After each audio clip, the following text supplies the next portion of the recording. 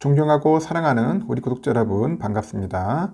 여러분의 천만 라디오 천회장입니다. 지금 또 보니까 우리 ETF 관련된 이야기를 한번 해볼까 합니다. ETF. ETF 붐이 한때 일었죠. 붐이 막 일었었는데 아직까지는 뭐 꺼지지는 않은 것 같고 그래도 ETF를 꾸준히 하는 것 같더라고요. ETF는 뭐 다양하게 많습니다. 뭐 국내 ETF, 뭐 국외 ETF 있는데 국내 지수들, 국내 기업들 모아놓은 ETF 있고 국외는 말 그대로 뭐 주로 미국 거 많이 하죠. S&P 500, 또 있냐 S&P 500하고 나스닥 100 뭐 이런 것들이 있어요. S&P 500하고 나스닥 100, 뭐 미국의 필라델피아 있고 하여튼 뭐 굉장히 많아. 뭐 반도체 ETF, 뭐 배당주 ETF. 요즘은 이 ETF한테 이거 SCHD, SCHD 거에 또 인기를 몰이를 하더라고요. 이 ETF도 상당히 인기가 좋아요. 보니까 뭐 배당도 있고 성장주고 배당은 분기 배당 받더라고요. 3, 6, 9, 12, 3, 6, 9, 12 네 번 받는 거죠. 3, 6, 9, 12 SCHD죠. 이 ETF도 상당히 좋아요. 고배당주 같은데 한 배당이 한 3.5% 이내에 받는 것 같습니다. 그래가지고 이 ETF를 딴 뭐가 있냐? 솔게 있다. 솔 신한에서 솔 미국 배당 다우존스 그것도 괜찮은 것 같더라고요. 그 ETF도 월배당주 월배당 주는데 지금 보니까 한 9,000원대다 보니까 많은 분들이 많이 모으고 있습니다. 요즘은 굉장히 좋아요. 지금 ETF 국내에서 상장된 ETF만 해도 벌써 몇 개야? 650개인가 대략 된다고 했죠. 646개인가 하여튼 그렇게 그 정도 됩니다. 한 650개 정도 되는데 그중에 여러분들이 골라서 하시면 되고 이거 다 필요 없다 그냥 뭐 해외 가고 싶다면 해외 가셔도 돼요. 그 대신 ETF 투자를 할 때는 여러분들 세금 관련된 걸 잘 해야 돼. 뭐 배당 소득세, 차익 실현할 때 그 세금을 많이 띄기 때문에 세금을 고민할 수밖에 없을 겁니다. 절세 해야지 절세. 그래서 계좌는 항상 연금 계좌 같은 거를 해야 돼요. 연금 뭐 ISA, 뭐 IRP 뭐 이런 하여튼 ISA하고 연금 계좌 그걸 잘 활용을 해가지고 투자하시면 괜찮을 것 같습니다. 그리고 또 아주 눈에 띄는 게 뭐냐 이제 차이나 전기차. 이 차이나 전기차를 많이 또 했습니다. 차이나 전기차. 이 차이나 전기차 ETF를 많이 했는데 타이거 거죠. 타이거면은 이게 미래에셋 건데 이 미래에셋이 차이나 전기차 ETF를 잘 많이 팔아먹었죠. 엄청 팔아먹었어. 아주 재미를 봤어요. 수수료로 턱턱히 재미를 봤고 한때 시총이 4조까지 갔었는데 지금은 약간 좀 쭈그러들었죠. 한 3조 정도로. 개미들이 엄청 물려 있어. 특히 2만 원까지 찍었다가 이제 쭉 빠져서 이제 11,000원대인 것 같은데 이때 16,000원대부터 위험스럽더라고. 너무 막 몰리기 시작하는 거예요. 그리고 또 유튜버들이 계속 줄기차게 중국 거 차이나 좋다고 계속 떠드는 바람에 뭣도 모르는 개미들 다 달려들어가지고 물려서 지금 아주 속된 말로 개고생하고 있습니다. 개고생하고 있고, 돈도 많이 꼬라박고 있고, 뭐 손실이 50% 이상인 분들이 꽤 많아요. 꽤 많습니다. 그래서 ETF도 많이 떨어질 수가 있어요. 여러분들 아시다시피 ETF도 가격이 많이 빠질 수 있다는 거 항상 생각을 하시라는 겁니다. ETF가 무조건 능선은 아닐 수도 있어요. 하지만 또 대체적으로 ETF가 더 좋은 점도 있으니까. 하여튼 ETF 관심 있는 분들은 잘 보시고 근데 아주 아까 흥미로운 게 뭐냐면은 이 타이거 차이나 전기차 ETF인데 이 2배짜리가 나온다네. 2배짜리 레버리지가 나온다는 것 같습니다. 레버리지. 그래가지고 또 개미들이 또 관심을 가질 것 같아요. 요즘 뭐 전 세계적으로 전기차 열풍이 갈수록 거세지고 있지 않습니까? 전기차. 이 분위기를 타가지고 투자자들이 이제 반길 만한 소식이라고 할지 모르겠는데, 국민 상장 지수 펀드로 불리는 아까 말한 것처럼 타이거, 차이나 전기차 셀렉티브, 그 레버리지예요. 레버리지고, 기초지수 수익률 2배짜리 그 버전이 출시됐다. 출시할 거다. 뭐 그런 겁니다. 이 투자자들의 그 오랜 바람이 거둔 수확이라고 하는데 이 레버리지 ETF란 건 뭐냐? 기초 지수의 일일 수익률을 2배로 추정하는 상품이야. 2배. 위험이 큰 대신 또 수익도 크다. 그 하이 리스크 하이 리턴인가요? 그렇다는 겁니다. 그 미래에셋이 요번에 그 출시하는 것 같아요. 다음 달 9일인 것 같아요. 9일 날 타이거 차이나 전기차 레버리지 ETF를 상장할 예정이라고 합니다.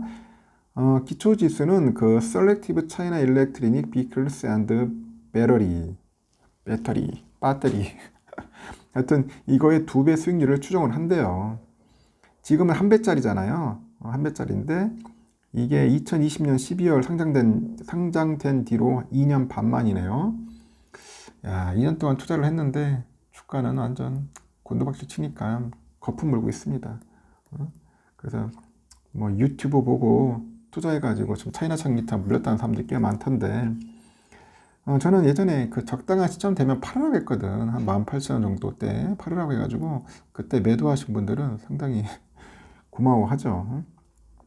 좀 꺾였죠. 지금 중국도 이제 뭐 내수장이 꺾이다 보니고 이제 전기차 보조금 안 준다고 하니까. 근데 또 어느 순간 또 오를 거예요. 또 오를 거니까 지금 11,000원대, 만원에서 11,000원대는 나쁘진 않은 것 같습니다. 거의 바닥이니까 뭐. 근데 중국의 전기차 시장에 집중 투자하는 기존의 타이거 차이나 전기차 셀렉티브는 동학개미들의 탑픽 ETF였어요. 뭐 중국산 컨버터 서부 시장 선두 기업인 선전 이노벤스를 비롯해가지고 뭐 CATL, 뭐 BRD, 간팡 리튬, 이브 에너지 등을 높은 비중으로 담고 있어요. 이 ETF의 그 순자산 총액은 2조 한 8,772억 정도 되는가 봅니다. 해외 시장에 투자하는 ETF 224종 중에 1위더라. 1위입니다. 그 기초자산별로 보니까 국내 설정된 주식형 ETF 중 코덱스 200 다음으로 2위예요. 코덱스 200도 많이 하네. 곱버스하고 레버리지 등 시장 대표 그 지수들 일색인 가운데 유일하게 2조 원대 테마 ETF로 이름을 올리고 있는데 이 덕에 규모로는 시장 대표 지수 ETF를 이길 수 없다는 그 시장 불문율이 깨졌다는 거죠. 이 ETF는 작년 그 6월이죠. 6월 한때 그 해외 주식형 ETF는 처음으로 순자산 총액 4조 원도 돌파했었어. 4조 원. 이때 4조 원 돌파했었죠. 중국 정부가 친환경, 전기차 보급 확대 관련 정책을 이어가다 보니 이 모멘텀을 확보했는데 작년 연중 저점 대비까지 고점까지의 수익률을 따져보니까 70%에 달았습니다. 21년의 경우 저점 대비 주가 상승률이 103%로 더 커졌고 이 반기 단위로 크게 오르락 내리락 하는 이 ETF가 지금은 거의 냉탕이야. 냉탕에 잠겨 있고 작년 하반기 들어서 인플레이션 감축법 IRA를 둘러싸가지고 미중 무역 분쟁하고 코로나 재확산으로 인해서 일부 동시 봉쇄 등 악재가 덮쳤어요. 그러다 부진한 수익률을 보이는 겁니다. 그 올 들어서 중국 전기차에 대한 증권가 전문가들의 전망은 밝아요.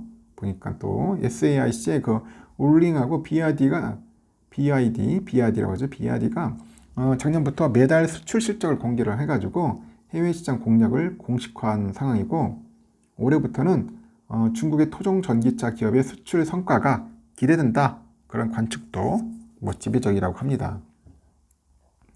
현대차 증권에서는 그러네요.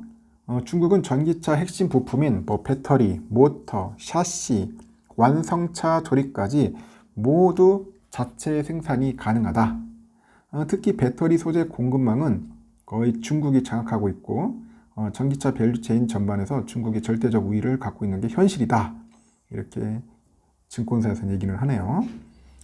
물론 중국의 토종 완성차 기업의 해외 수출이 본격 시작되면은 글로벌 대형 완성차 기업들과의 정면 승부가 불가피할 것 같아요. 한판 승부 일어납니다. 글로벌 회사들의 그 노하우를 무시하기는 어렵지만은 중국이 앞설 수 있는 지점들도 있다는 겁니다. 무조건 중국이 다 못하는 건 아닐 거예요. 이 제조업의 이익률 결정에 중요한 높은 수율의 방정식은 생산량과 축적의 시간이 만들어낸다고 하는데 결국 유리한 조건을 갖추려면 큰 시장과 조기 진입이 이제 견제돼야 하고 중국 전기차 기업은 이를 전부 만족시킨다 그렇게 언급을 합니다. 그리고 가격 변동성이 크기로 유명한 그 테마 ETF가 이제 레버리지로 나오니까 당국에서는 뭐라냐? 신중한 투자를 강조한다. 신중해라. 신중해라. 그 한 배짜리도 지금 막 3조 원 수준의 그 초대형 규모를 갖추고 있는데 이 변동성이 크단 말이야. 크죠. 그러니까 이게 특히 레버리지도 더 클 거다. 그 매수하려는 투자들은 가능한 장기 투자보다는 그 단기 대응 목적으로 ETF를 활용하기를 추천한다고 뭐 그런 식으로 이야기를 하는 것 같습니다. 어떤 분은 그래요. 이거 왜 중국 기업에 투자를 하려고 하느냐? 일명 국뽕에 호소를 하면서 차이나는 무조건 나쁘다. 중국은 실력 없다. 개판이다. 뭐 그렇게 이야기하는 사람도 있을 겁니다. 하지만 너무 우리가 국뽕에 또 취해서는 안 되고요. 투자라는 것은 신중해야 돼. 신중하고 이성적이고 합리적이어야 합니다. 이 중국이라고 못하는 건 아니에요. 또 잘하는 게 또 있단 말이야. 또 얘들이 또 규모의 경제학이라다 보니까 워낙 또 거대하지 않습니까? 내수시장도 크고 또 공산당이 또 옆에서 뒤에서 서포트 해주기 때문에 어떻게 될지 모르겠어요. 하여튼 그 두 배짜리 ETF에 여러분들 너무 다가사지는 마십시오. 다가사는 마시고 정하고 싶으면은 그래 한 배짜리가 낫지 않겠나 생각이 듭니다. 두 배짜리까지 해야 할 필요가 있나 하는 생각이 들어요. 하여튼 이런 상품이 나온다는 거 그냥 참고하시라는 겁니다. 투자라는 게 아니에요. 차이나 전기차에 지금 물려있는 분들이 꽤 많을 겁니다. 어쩔 수 없어요. 좀 시간이 좀 필요할 것 같습니다. 좀 괴롭더라도 잘 버텨냈으면 좋겠습니다. 일단은 여기까지 하겠습니다.